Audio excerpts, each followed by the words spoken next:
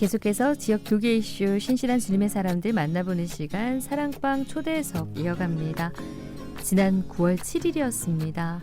한 무리의 크리스천들이 부산에서 시작되는 이분의 여정을 축복하기 위해 또 그 사역에 힘을 실기 위해 한데 모였는데요. 때론 홀로 외로이 이어온 여정이 어느덧 10하루째를 맞았습니다. 부산에서 서울까지 먼 길을 쉬지 않고 걷는 이유, 이 땅에 만연한 자살을 막기 위해서라고 하는데요. 내딛는 걸음에 담은 간절한 염원에 대한 이야기 함께 좀 나눠보겠습니다. 라이프 오프 기독교 자살 예방센터 김주선 국장님 전화 연결합니다. 안녕하세요, 국장님. 네, 안녕하세요. 김주선입니다. 네, 국장님. 부산을 출발해서 서울까지 약 500km를 걸어서 이동 중이신데요. 지금 어디쯤 지나고 계신가요? 지금 아침에 영동군에서 출발해서 옥천으로 가고 있는 중입니다. 옥천으로 가고 있는 중이시다. 충북 옥천 말씀하시는 건가요? 네, 맞습니다. 많이 올라왔습니다. 아, 그러시네요. 그 출발하던 날 부산 CBS 잠깐 들려주셨잖아요. 오늘 11일 차고요. 지금 현재 몸 상태 어떠신가요? 네, 11일 차가 무색하게 아직 너무 몸이 건강하고요. 네. 사실은 기도를 너무 많이 해주셔서 네. 정말 가볍게 걷고 있고 중간에 호우주의보도 오고 뭐 비도 오고 오늘도 사실 30도쯤 되거든요. 여기는. 네. 많이 힘든데 워낙 기도를 많이 해주셔서 다들 건강하게 다치지 않고 아프지 않고 잘 걷고 있습니다. 11일 차 아주 건강하게 잘 걷고 있다 말씀하셨는데 사실 중간중간 더위 때문에 또 습한 날씨 때문에 고비가 있으실 텐데 어쨌든 지금 충북 옥천 지나고 계시다, 향하고 계시다 이 말씀이신데요. 자살 문제의 심각성을 알리기 위해서 귀한 생명을 살리기 위해서 걷고 계신 것으로 알고 있습니다. 굳이 이렇게 도보순례 형식을 택한 이유가 궁금하고요. 직접 이렇게 먼 길을 나선 그 이유 어디에 있을까요? 네, 사실은 저희 라이프 오프 기독교 자살 예방센터가 매년 9월 10일 자살 예방의 날을 맞이해서 생명보존 주일이라는 걸 선포하고 한국교회에 함께 자살 예방에 관련하여 관심을 주십시오라고 부탁드렸고 생명을 향한 한 걸음이라고 해서 하루짜리 캠페인을 8년 동안 해왔었어요. 네.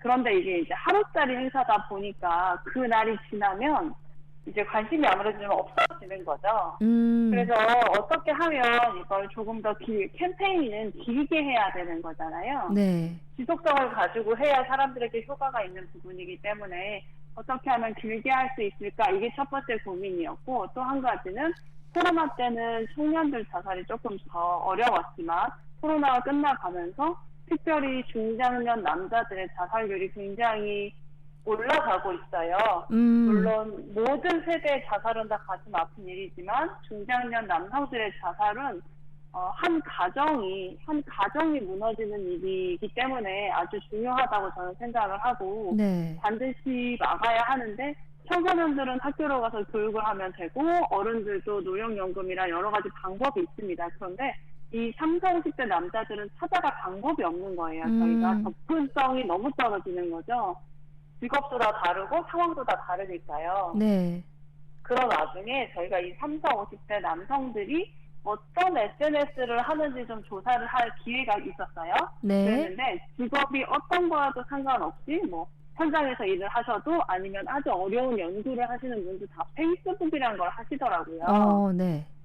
참 신기하게도 어떤 일을 하셔도 다 페이스북에서 잠깐 세상 소식을 들으시길래 그렇다면 길게 해야 된다. 이 캠페인을 지속적으로. 그리고 많이 노출시켜야 한다. 특별히 30, 50대 남성들에게 노출시킬 수 있는 방법은 페이스북을 이용해야 되고 어떻게 하면 좋을까? 똑같은 걸 매일 올리면 이게 노이즈가 되잖아요. 매번 다르게 올려야 되고 또 그분들이 계시는 곳과 상황이 다 다르니까 그 지역의 특성을 좀 알릴 수 있으면 더 좋겠다라고 생각을 하다가 그렇다면 매일매일 다른 걸 올릴 수 있도록 매일매일 다른 장소에 가자 이렇게 된 거죠. 그래서 그렇다면 이렇게 저렇게 연결을 해보니 도보 순례가 너무 적당한 거예요. 아, 지역이 바뀌면 제가 지금 페이스북 포스팅을 할 때마다 지역이 바뀌면 그 지역에 있는 자살예방센터, 보건소, 정신건강기능센터 전화번호를 올리고 있거든요. 네네. 그러면 필요한 사람들은 그 전화를 통해서 도움을 받을 수 있고 또 그 밑에 전국 자살예방 전화번호도 넣고 있어요. 네.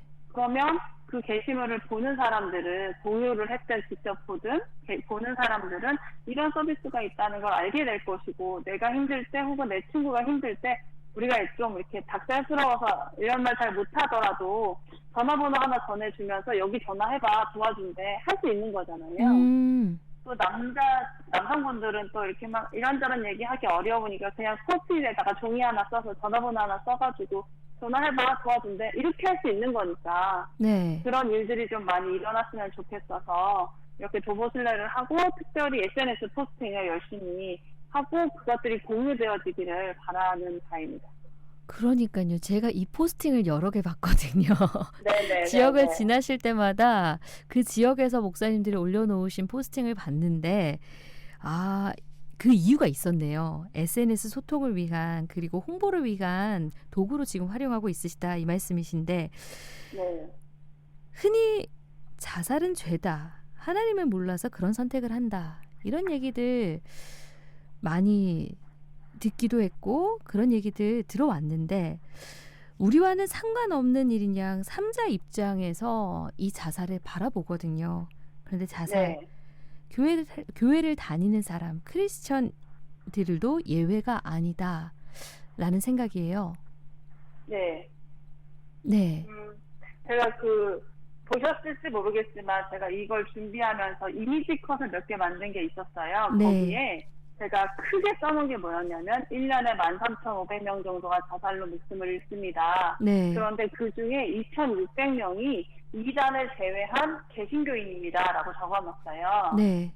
2,600명이라고 하는 사람의 수는 교회를 옛날에 다녔다가 지금 안 다니는 게 아니라 근 한 달 사이에 교회를 한 번이라도 왔던 내가 그리스도인이라고 얘기하는 사람들의 숫자거든요. 네.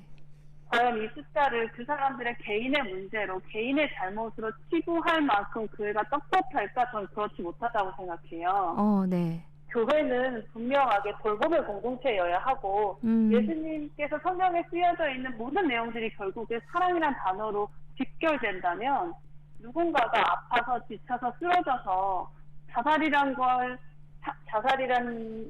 것으로 향하여 간다는 게 그 사람 개인의 잘못이 아니라 공동체의 실패로 가야 한다는 거죠. 네. 이게 사회적 타살이란 단어도 쓰고 하지만 저는 우리 사회가 특별히 교회가 이 부분에 대해서 지금까지 잘 하지 못했다라는 생각을 갖고 있고 반드시 해야만 또 나중에 우리가 하나님 만났을 때도 할 얘기가 그래도 제가 열심히 하다 왔습니다라는 얘기를 우리 그리스도인들이 할 수 있지 않을까 싶고요. 네. 잠깐 말씀하신 자살은 죄다라고 이야기하는 부분은 죄에 대한 그 명명이 정의가 한국 교회가 다 다르기 때문에 조금 오해 소지가 있는 부분인 것 같고요. 네. 흔하게는 자살하면 지옥 간다는 얘기하는 사람들도 있어요. 네. 그런데 그건 정말 이심승에 대한 정확한 잘못된 이해인 거죠. 네. 물론 자살이 잘했다는 건 절대 아닙니다. 하지만 당장 살려야 그 다음을 뭘 할 수 있는 거잖아요. 죽어가는 사람들이 있는데 야 그거 니네가 잘못 생각한 거지라고 얘기하기에는 우리 안에 있는 하나님이 너무 아파하신다는 거죠. 네. 저희는 이런 생각들을 하고 있습니다. 네. 교회가 돌봄의 공동체로서 그 역할, 그 사명을 제대로 감당하지 못했다라고 말씀하시는 부분이 우리가 좀 새겨야 될 부분이 아닌가라는 생각이 드는데요. 그래서 기독교인으로서 특별한 책임감 가져야 될 것 같고 또 그 책임감을 느끼셔서 지금 이 사역 감당하고 계시지 않나라는 생각이거든요. 섬기고 계신 라이프 호프에 대해서도 소개를 좀 해주신다면요. 네, 라이프 호프 기독교 자살 예방센터는 설립된 지 11년이 되었습니다. 저희는 특별히 이제 이런 자살 예방 캠페인을 굉장히 중요하게 여기고 자살이라고 하는 거는 이 문화이기 때문에 죽음의 문화를 밀어내고 생명의 문화를 만들어내야 된다고 생각을 합니다. 네. 그것의 일환으로 청소년 교육을 개발해서 학교에 직접 들어가서 수업 시간에 강의를 하고요. 네. 저희 자살 예방 교육 강사님들이 200명 정도 되고 활동을 굉장히 열심히 하고 1년에 3만 명 이상 강의를 계속해서 하고 있습니다. 네. 그리고 또 저희가 열심히 하는 활동 중에 하나는 자살 유가족 지원 사업이에요. 아, 네. 이 자살로 소중한 사람을 잃은 사람들은 잘했든 잘못했든 간에 굉장한 죄의식을 갖고 있습니다. 네. 내가 어떻게 하면 그런 일이 안 생기지 않았을까 하고 하는 것 때문에 그런 거죠. 그리고 그 죄의식이나 그 불편하고 어려운 마음이 해결되지 않고 평생 가요. 그래서 우리 그 소중한 사람을 잃은 그 달이 되면 우울하지 않은 사람이 없어요. 소화가 잘 되는 사람이 아무도 없어요. 네. 다 아프고 힘들고 잠 못 자고 이러거든요. 유가족들을 돌보는 것이 제2의 자살 사고를 예방하는 가장 강력한 일이기 때문에 네. 이 자살 유가족에 대한 지원 사업도 열심히 하고 있고 또 뭐 그분들이 필요로 하는 것들에 대한 이야기도 함께 나누고 얼마 전에 저희가 올해 이제 스냅 포럼이라는 걸 굉장히 집중해서 했는데 지금까지 유가족들은 계속 뒤에 계셨거든요. 숨어 있고. 네. 그런데 유가족들이 직접 앞에 나와서 얼굴을 공개하고 유가족들에게 이렇게 해주셔야 합니다. 유가족들은 또 이렇게 우리가 일어나야 합니다라는 이야기를 하는 자리를 3번을 만들었어요. 네. 그래서 전국을 다니면서 숨어져 있는 유가족들에게 우리가 잘못한 게 아니니 나와서 치유받고 함께 일어나서 이 자살 당사자 운동을 만듭시다라는 이 문화의식을 좀 이렇게 개선하기 위해서 저희가 함께 활동을 열심히 했었고요. 네. 그 외로도 뭐 여러 가지 일들을 합니다만 저희가 일단 우리나라가 자살률 1위인 것도 매우 아픈 일이지만 네. 숫자가 너무 많아요. 이게 어느 정도 많은 게 아니라 너무 많아서 네. 그것들을 좀 내리는데 저희가 최선을 다하려고 애쓰고 있습니다. 그러니까요. 이런 중요 사역들을 얘기를 해주셨는데 정말 가장 필요한 그 돌봄의 자리에서 필요한 분들에게 전화번호라고 앞서 얘기하셨거든요. 전화번호를 계속 올려놓는다 얘기하셨는데 네네. 정말 그 필요한 곳에 도움받을 수 있는 곳을 안내해 주는 것, 그 작은 일이라는 생각이 들지만 그 작은 일이 가장 크고 귀한 일이지 않나라는 생각도 들고요. 일단 500km 전구간 완주하는 건 국장님 한 분이신 거죠? 네. 사실 500km라고 제가 처음에 홍보를 하긴 했는데 네. 실제로는 550km 정도 됩니다. 550km. 네.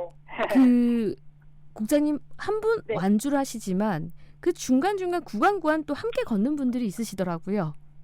네, 걷는 분들이 굉장히 많고요. 저는 이번 캠페인을 제가 완주하는 게 중요한 게 아니라 네. 많은 사람들이 참여하는 게 굉장히 중요하다고 생각했어요. 네. 그래서 저희가 처음에 이야기할 때 많이 걷지 않으셔도 된다. 8km면 2시간이거든요. 네. 2시간만 걸어달라. 500km 중에 8km만 걸어주셔도 이 캠페인에 함께 하신 거니까 같이 해달라 말씀드렸었고 지금 절반 정도 왔고 앞으로 절반이 남았는데 전체적으로 한 100분 가까이 참여하실 것 같아요. 네. 정말 힘이 많이 되실 것 같아요. 그럼요. 예. 네.